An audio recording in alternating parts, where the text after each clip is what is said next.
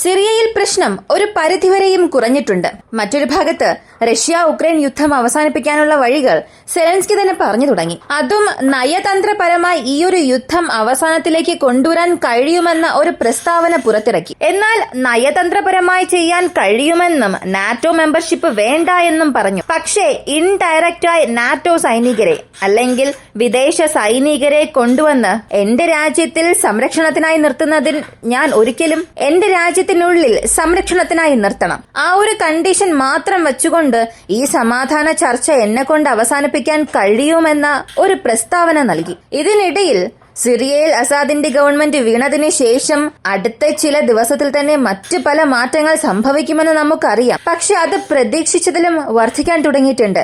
ഒരു ഭാഗത്ത് ഇസ്രായേൽ 250 ടാർഗറ്റ്സിനെ ഒറ്റ ദിവസത്തിൽ നശിപ്പിച്ചു. അതും പ്രധാനപ്പെട്ട നാവികസേന താവളങ്ങൾ എല്ലാം തന്നെ നശിപ്പിച്ചു. മറ്റൊരു ഭാഗത്ത് കുർദിഷ് പോരാളികൾക്കും തുർക്കി ബാക്ക് ചെയ്തിരിക്കുന്ന ഗ്രൂപ്പുകൾക്കും ഇടയിൽ പോരാട്ടം വളരെ തീവ്രമാകാൻ തുടങ്ങിയിട്ടുണ്ട്. ഇത് എവിടെ ചെന്ന് അവസാനിക്കാൻ പോകുന്നുവെന്നേ അറിയില്ല. ഇവയെല്ലാം ഈ വീഡിയോയിലൂടെ വിശദമായി അറിയാം.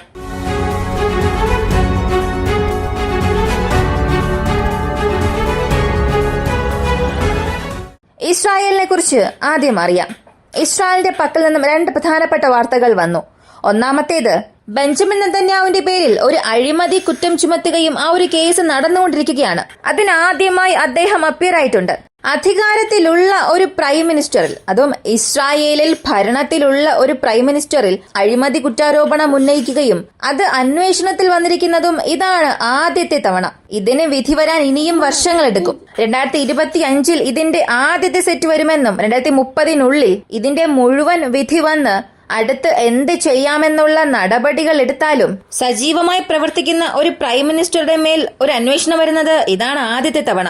ഇതിനെക്കുറിച്ച് ബെഞ്ചമിൻ നെതന്യാഹു അദ്ദേഹത്തിന്റെ പോസ്റ്റിൽ പറഞ്ഞിരിക്കുന്നത്, ഞാൻ കാരണം ഒരുപാട് പ്രശ്നങ്ങൾ ഉണ്ടെന്ന് എനിക്കറിയാം. എന്റെ പേര് നശിപ്പിക്കുന്നതിന് വേണ്ടി മാത്രം ഇങ്ങനെയുള്ള കുറ്റാരോപണങ്ങൾ എന്നിൽ ചുമത്തുകയാണ്. ഞാൻ ഓഫീസിലായാലും മറ്റെവിടെയായാലും വ്യക്തിപരമായി എന്റെ ജോലികൾ ഞാൻ തന്നെയാണ് ചെയ്യുന്നത്.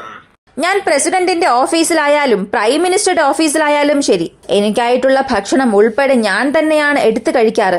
നിങ്ങൾ വിചാരിക്കുന്നത് പോലെ, സിനിമയിലൊക്കെ കാണുന്നത് പോലെ എനിക്ക് പ്രത്യേകം ജോലിക്കാരൊന്നും തന്നെ ഇല്ല. ഞാനും സാധാരണക്കാരനാണ്, ഇസ്രായേലിലെ ഒരു സിറ്റിസനാണ്. ഇവയെല്ലാം എന്നിൽ നടത്തിയിരിക്കുന്ന വ്യാജ കുറ്റാരോപണമാണ്.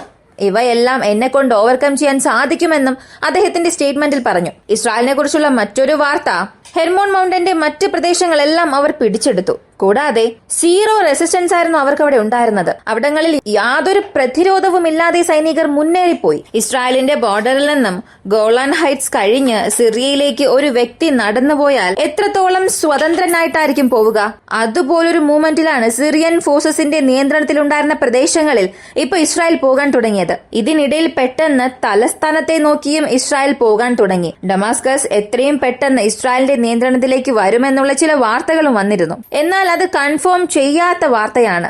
ഒരു പക്ഷെ അതൊരു വ്യാജ വാർത്തയുമായിരിക്കാം. കാരണം അതിനെക്കുറിച്ച് ഇസ്രായേൽ ഔദ്യോഗികമായി ഒന്നും പറഞ്ഞിട്ടില്ല. ഇങ്ങനെയുള്ള വാർത്തകൾ വെറും പ്രൊപ്പഗണ്ട ന്യൂസ് മാത്രമാണ്. ഞങ്ങൾക്കെതിരെ മറ്റ് രാഷ്ട്രങ്ങൾ ചെയ്യുന്ന പ്രൊപ്പഗണ്ട മാത്രമാണ്. ഞങ്ങൾ അങ്ങനെ ഒന്നും ചെയ്തിട്ടില്ല. ഞങ്ങളുടെ ബോർഡറിലുള്ള ഔട്ട്പോസ്റ്റ് മാത്രമാണ് ഞങ്ങൾ ഞങ്ങളുടെ നിയന്ത്രണത്തിലേക്ക് ഏറ്റെടുത്തത്. ക്യാപ്ചർ ചെയ്തു എന്നും പറഞ്ഞിട്ടില്ല. ഞങ്ങളുടെ ഗൈഡൻസിന് കീഴിൽ കൊണ്ടുവന്നു. അടുത്ത് എന്ത് ചെയ്യുമെന്നുള്ളത് തീരുമാനിക്കുമെന്നും പറഞ്ഞു. അതേസമയം ഇസ്രായേലിന്റെ എയർഫോഴ്സ് സിറിയയെ അടിച്ചമർത്താൻ തുടങ്ങിയിട്ടുണ്ട്. ഞാനീ പറയുന്നത് എത്ര പേർക്ക് മനസ്സിലാകുമെന്ന് അറിയില്ല. പാലസ്തീനിൽ അല്ലെങ്കിൽ ലെബനനുള്ളിൽ ഏതെല്ലാം വിധത്തിലാണോ ഇസ്രായേൽ ആക്രമിച്ചത്, അതിലും വളരെ ശക്തിയായ ഒരു ആക്രമണമാണ് അവരിപ്പോൾ സിറിയയിൽ നടത്തുന്നത്. ലെബനനെ ആക്രമിച്ചത് ഹിസ്ബുള്ളയുടെ ആയുധ വിതരണം തടസ്സപ്പെടുത്താനാണ്. എന്നാൽ ഇവിടെ ആക്രമിക്കുന്നത് ആർക്കും ഈ ആയുധം ലഭിക്കാൻ പാടില്ല എന്നതിനു വേണ്ടിയാണ്. ഇവിടെ ഹിസ്ബുള്ളയെ സംബന്ധിച്ച് അവർ ഒരു ഗ്രൂപ്പാണ്, അല്ലെങ്കിൽ പ്രത്യേക ഒരു റെജിമെന്റ്സ് ഉണ്ടെങ്കിലും അവർക്ക് മുഴുവനായ ഒരു സൈനിക ഘടനയില്ല. പക്ഷേ സിറിയൻ സൈന്യത്തിന്റെ പക്കൽ ഇവയെല്ലാം ഉണ്ടായിരുന്നു. ഒരു രാജ്യത്തിന്റെ സൈന്യം അവിടെ വീഴ്ത്തപ്പെടുകയും പുതുതായി വരുന്നവർ അവിടെ ക്യാപ്ചർ ചെയ്താൽ മുൻപുണ്ടായിരുന്നതെല്ലാം ഇവരുടെ നിയന്ത്രണത്തിലേക്ക് വരും. അടുത്ത് എന്തായിരിക്കും അപ്പോൾ സംഭവിക്കുക?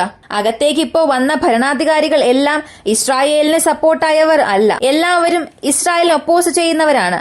ആന്റി ഇസ്രായേൽസ് എന്ന ഭാഗത്തുള്ളവരാണ്. അപ്പോ ശത്രുവിന്റെ കൈകളിലേക്ക് അതിനവീന ആയുധങ്ങൾ പോകുക എന്നത് ഇസ്രായേലിന് എന്നായാലും ഒരു തലവേദനയാണ്. ലബനിൽ വെച്ച് ഹിസ്ബുള്ള എത്രത്തോളം റെസിസ്റ്റൻസ് ആണോ നൽകിയത്, അതിലും പല മടങ്ങ് റെസിസ്റ്റൻസ് ഈ ആയുധങ്ങൾ കൈകളിലേക്ക് പോയാൽ നൽകാൻ സാധിക്കും. അങ്ങനെ ആയുധങ്ങൾ ഹിസ്ബുള്ളയുടെ കൈകളിൽ പോകാതിരിക്കാൻ വേണ്ടിയിട്ടാണ് ആ പ്രദേശങ്ങളെ നോക്കി അവരുടെ എയർ സ്ട്രൈക്സ് ഇസ്രായേൽ തീവ്രമാക്കാൻ തുടങ്ങിയത്. ലഡാക്കെ പോർട്ടെല്ലാം മുഴുവനായും നശിപ്പിച്ചിട്ടുണ്ട്. പല യുദ്ധക്കപ്പലുകൾ, ആയുധം വഹിച്ചുകൊണ്ടിരുന്ന കപ്പലുകൾ, വീണ്ടും കൊമേഴ്ഷ്യൽ കപ്പൽസ്, ഇവയെല്ലാം ഒന്നും തന്നെ വിടാതെ ഇസ്രായേൽ ന്യൂട്രലൈസ് ചെയ്യാൻ തുടങ്ങിയിട്ടുണ്ട്.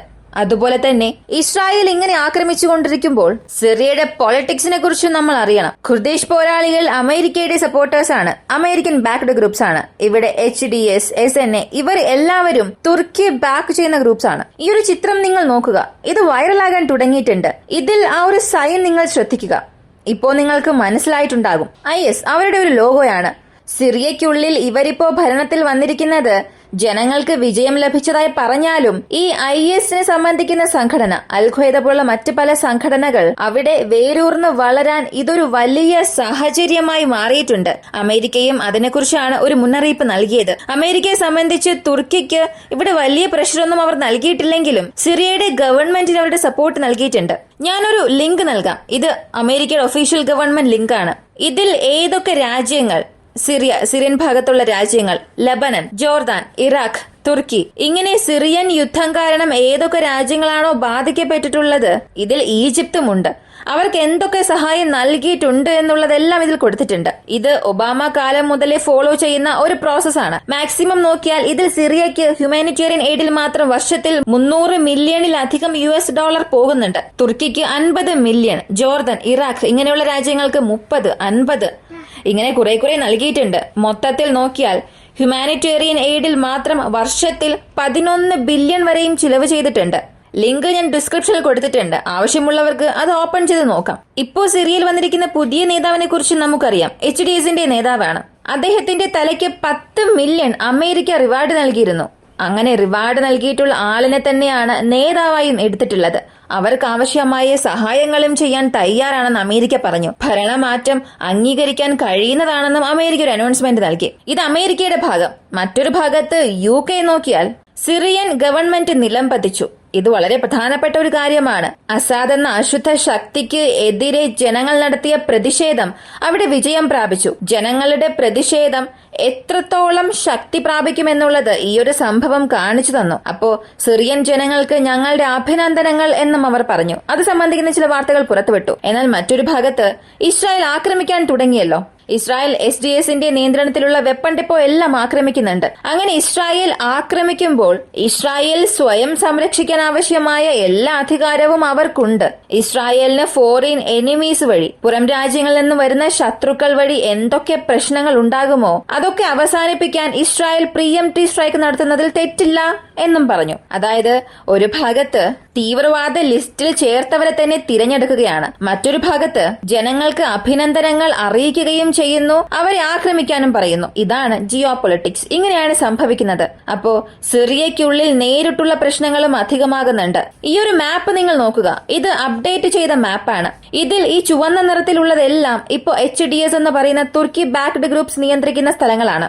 ഇതിൽ പർപ്പിൾ കളറിലുള്ളത് ഖുർദിഷ് പോരാളികൾ, അമേരിക്കൻ ബാക്ക്ഡ് ഗ്രൂപ്പ്സ് നിയന്ത്രണത്തിൽ വച്ചിരിക്കുന്ന പ്രദേശങ്ങളാണ്. അതുപോലെ തുർക്കിയുടെ ബോർഡറോട് ചേർന്നുള്ള ഈ യെല്ലോ നിറത്തിലുള്ള പ്രദേശങ്ങളെല്ലാം സിറിയൻ റിബൽസ്, ഖുർദിഷ് പോരാളികൾക്കെതിരെ പ്രവർത്തിക്കുന്ന സിറിയൻ റിബൽസ്, ഇവരെയും തുർക്കി ബാക്ക് ചെയ്തവരാണ്. ഈ യെല്ലോ നിറത്തിലുള്ളതെല്ലാം ഇവർ നിയന്ത്രിക്കുന്ന സ്ഥലങ്ങളാണ്. ബാക്കിയുള്ള ഈ ലൈനുള്ള പ്രദേശങ്ങളെല്ലാം ആരുടെ നിയന്ത്രണത്തിലും ഇല്ല. ഇവയെല്ലാം മുൻപ് സിറിയയുടെ ഗവൺമെന്റ് ഫോഴ്സസ് നിയന്ത്രിച്ചിരുന്ന പ്രദേശങ്ങളായിരുന്നു. ഇപ്പോ ഈ സ്ഥലങ്ങളെ നിയന്ത്രണത്തിൽ ഏറ്റെടുക്കാൻ ആര് പുഷ് ചെയ്താലും അത് വലിയൊരു ഡിസാസ്റ്ററിൽ അവസാനിക്കും. അടുത്ത തടവുകാരെ കുറിച്ച് അറിയണമെന്നുണ്ടെങ്കിൽ അമേരിക്ക ബാക്ക് ചെയ്തിരിക്കുന്ന ഖുർദിഷ് പോരാളികളുടെ പക്കൽ ഒരു 10,000 തടവുകാരുണ്ട്. അൽ-ഖ്വയ്ദ, ISIയെ സംബന്ധിക്കുന്ന എല്ലാവരും ജയിലിൽ അടയ്ക്കപ്പെട്ടിട്ടുണ്ട്. ഇവർക്ക് ഇപ്പോ അധികാരത്തിൽ വന്നിട്ടുള്ള HDSുമായി നേരിട്ടുള്ള ഒരു കണക്ഷൻ ഉണ്ട്. അതുകൂടാതെ 45,000-ലധികം സ്ത്രീകൾ, കുഞ്ഞുങ്ങൾ എല്ലാവരും ഇവരുടെ ജയിലിൽ അടയ്ക്കപ്പെട്ടിട്ടുണ്ട്. അടുത്ത് സംഭവിക്കാൻ പോകുന്നത്, ഇപ്പോ ഭരണത്തിൽ വന്നിരിക്കുന്നവർ അവർക്ക് ആവശ്യമുള്ള തടവുകാരെ എല്ലാം പുറത്താക്കും, റിലീസ് ചെയ്യും. ഇത് വലിയൊരു തലവേദനയായി മാറുന്നത് യൂറോപ്യൻ യൂണിയനിലെ മറ്റ് രാജ്യങ്ങൾക്കായിരിക്കും. അവിടെ അഭയാർത്ഥികളായി പോകുന്നവരുടെ കൂടെ തന്നെ ഈ ജയിലിലുണ്ടായിരുന്ന ടെററിസ്റ്റ് അല്ലെങ്കിൽ അൽഖ്വയ്ദ സംബന്ധിക്കുന്ന വ്യക്തികൾ ആ രാജ്യങ്ങളിലേക്ക് നുഴഞ്ഞു കയറാൻ തുടങ്ങും. നേരിട്ട് ബ്രിട്ടൻ ഗവൺമെന്റ് ഇതിനൊരു മുന്നറിയിപ്പ് നൽകിയിട്ടുണ്ട്. ഞങ്ങൾ വളരെ ക്ലോസ് ആയി നിരീക്ഷിക്കുന്നുണ്ട്. ഇതിനകം ഞങ്ങളുടെ വാണ്ടഡ് ലിസ്റ്റിലുള്ള വ്യക്തികൾ 2 ഭാഗങ്ങളിലെ ജയിലിലാണ്. സിറിയൻ ഗവൺമെന്റ് ജയിലിലും ഉണ്ട്. ഈ ഭാഗത്ത് SDF, HDS എല്ലാവരുടെ നിയന്ത്രണത്തിലും ഉണ്ടായിരുന്നു. അവരെ എല്ലാം ഇപ്പോൾ റിലീസ് ചെയ്തിട്ടുണ്ട്. കഴിയുന്നത്ര ഞങ്ങൾ അവരെ നിരീക്ഷിക്കുകയാണ്. പെട്ടെന്ന് തന്നെ ഇതിനെ സംബന്ധിക്കുന്ന തീരുമാനങ്ങൾ ഞങ്ങൾ എടുക്കും. കാരണം ഇതൊരു വലിയ പ്രശ്നമായി മാറും. ഇവർ എപ്പോ വേണമെങ്കിലും യൂറോപ്യൻ യൂണിയനുള്ളിൽ കയറാം. അത്രത്തോളം വലിയൊരു ഭീഷണിയായി ഇവർ മാറിയിട്ടുണ്ട്. ഈ സാഹചര്യം ഞങ്ങൾ നിരീക്ഷിച്ച് ഇത് സംബന്ധിക്കുന്ന വാർത്ത പെട്ടെന്ന് തന്നെ പുറത്തു വരുമെന്നും അവർ അറിയിച്ചു. അടുത്ത് റഷ്യ ഉക്രൈൻ യുദ്ധത്തിലേക്ക് പോവുകയാണെങ്കിൽ ക്രെംലിന്റെ സ്പോക്സ് പേഴ്സൺ ദിമിത്രി പെസ്കോവ് ഒരു കാര്യം പറഞ്ഞു. സെലൻസ്കി എന്താണ് ഇങ്ങനെ പറയുന്നത്? അദ്ദേഹം ഡിപ്ലോമസി വഴി ഈ ഒരു പ്രശ്നം അവസാനിപ്പിക്കാൻ കഴിയും എന്ന് പറഞ്ഞു. ഞങ്ങളുടെ പ്രധാനപ്പെട്ട കണ്ടീഷൻ രണ്ട് കാര്യമാണ്. ഒന്നാമത്തേത് നാറ്റോ സംബന്ധിക്കുന്ന ഒന്നും തന്നെ ഉക്രൈനുള്ളിൽ വരാൻ പാടില്ല. വീണ്ടും അനക്സ് ചെയ്തിരിക്കുന്ന റീജിയൻ അത് ഞങ്ങൾക്ക് തന്നെ നൽകണം.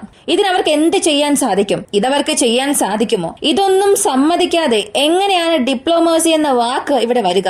റഷ്യയുടെ പ്രധാനപ്പെട്ട ഈ 2 ആവശ്യങ്ങൾ സെലൻസ്കി ഇന്നുവരെയും സംസാരിച്ചിട്ടില്ല.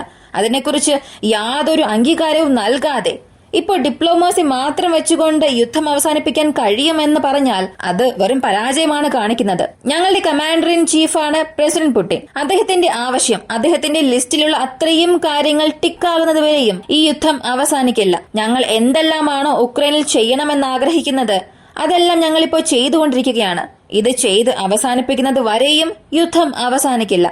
ഇതിനിടയിൽ സെലൻസ്കി എന്ത് ചെയ്താലും ശരി, റഷ്യയുടെ ആവശ്യങ്ങൾ നിറവേറ്റുന്നതുവരെയും റഷ്യയുടെ പ്രതീക്ഷകൾ ഉക്രൈനുള്ളിൽ പൂർത്തിയാകുന്നതുവരെയും യുദ്ധം അവസാനിക്കില്ല. ഇവയെല്ലാം റഷ്യയുടെ വിജയത്തിൽ തന്നെ ചെന്ന് അവസാനിക്കും. ഉക്രൈനെ കൊണ്ട് ഈ റീജിയൻസ് ഒഴികെ ഈ 4 റീജിയൻസിനെയും നാറ്റോ മെമ്പർഷിപ്പും വേണ്ട എന്ന വാക്ക് അവർ പറയുന്നത് വരെ യുദ്ധം അവസാനിക്കില്ല എന്നും പറഞ്ഞു. ഇതിനിടയിൽ മൊബിലൈസേഷൻസിനെ കുറിച്ചും സംസാരിച്ചു. വിദേശ സൈനികർ ഉക്രൈനുള്ളിലേക്ക് വന്ന് അവർക്ക് സംരക്ഷണം നൽകുന്ന കാര്യങ്ങളെക്കുറിച്ചും അദ്ദേഹം ഒരുപാട് കാര്യങ്ങൾ പറഞ്ഞു. അതായത് നാറ്റോ എന്ന ലോഗോ മാത്രം മാറ്റിവെച്ച് അവരുടെ സൈനികരെ ഉക്രൈനുള്ളിലേക്ക് കൊണ്ടുവരിക എന്ന പദ്ധതി. ഈ ഒരു വീഡിയോയെ കുറിച്ചുള്ള നിങ്ങളുടെ അഭിപ്രായം കമന്റിൽ പറയുക. വീഡിയോ ഇഷ്ടമായാൽ ലൈക്ക് ചെയ്യുക, ഷെയർ ചെയ്യുക. നമ്മുടെ ചാനൽ ആദ്യമായി കാണുന്നവരാണെങ്കിൽ മറക്കാതെ സബ്സ്ക്രൈബ് ചെയ്ത് സപ്പോർട്ട് ചെയ്യുക. മറ്റൊരു വീഡിയോയുമായി വീണ്ടും കാണാം.